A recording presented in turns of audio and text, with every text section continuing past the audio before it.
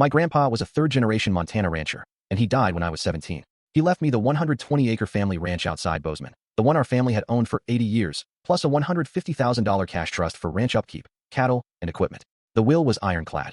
The ranch and the money were mine, to be transferred to me when I turned 25, no exceptions. My dad was running the ranch while I was deployed in Afghanistan with the army, and I trusted him with my life. I called him every week from base, asking about the cattle, the fences, the old barn Grandpa built with his own hands. He told me everything was perfect, waiting for me to come home. Then I came home from deployment at 24, and my dad sat me down at the ranch's kitchen table, the same one Grandpa used to sit at every morning, and told me the ranch was gone. Turns out, while I was overseas, he'd sold the ranch for $850,000, drained the entire $150,000 trust, and blew every last cent on gambling, alcohol, and a brand new lifted truck. He lied to me for 18 months, faking photos of the ranch, making up stories about the cattle, while he was signing away the only legacy my family ever had. When the dust settled, all I had left was the duffel bag I brought home from deployment, and a head full of PTSD. No ranch, no money, no home. I spent the next 3 years living in a beat-up camper, working 2 ranch hand jobs 7 days a week, just to save enough money to rent a small plot of land and buy a handful of cattle. I worked 14-hour shifts, mending fences, branding cattle, fixing broken equipment, while my uncle, Grandpa's brother, who got his own 100-acre plot of family land, built a luxury guest ranch on his property and posted about it on Facebook every weekend. My dad tried to apologize, said he was in a dark place while I was gone. He didn't mean to hurt me. He thought he could win the money back.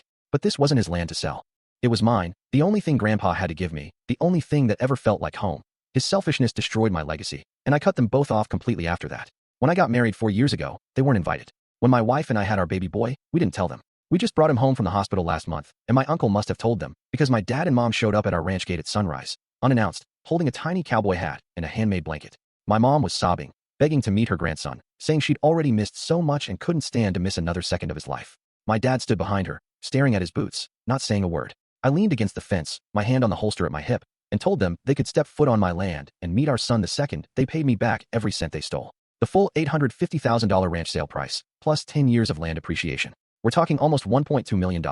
My dad's face went white, and he finally snapped, saying I was being ridiculous, that paying that back would leave them with nothing, wipe out every penny they had. So I looked him right in the eye, and I asked him how it felt to leave his own son, a veteran who'd just come home from war, with nothing but a camper and a broken heart, because of his own stupid choices. He didn't have an answer. They turned around and drove away, and I haven't heard a word from them since. But my uncle won't stop calling me unforgiving, saying family is more than land, that I need to let this go. So I told him if the land didn't matter, he could sign over his 100-acre family ranch to me to make it right. He said absolutely not. I also told him if they wanted a grandkid so badly, his kids could have one of their own. He hung up on me. My wife. She's right there with me. She's an elementary school teacher. She helped me through my worst PTSD episodes. She held me when I cried about losing Grandpa's ranch. She knows exactly how much this stole from me, and she's not backing down, either.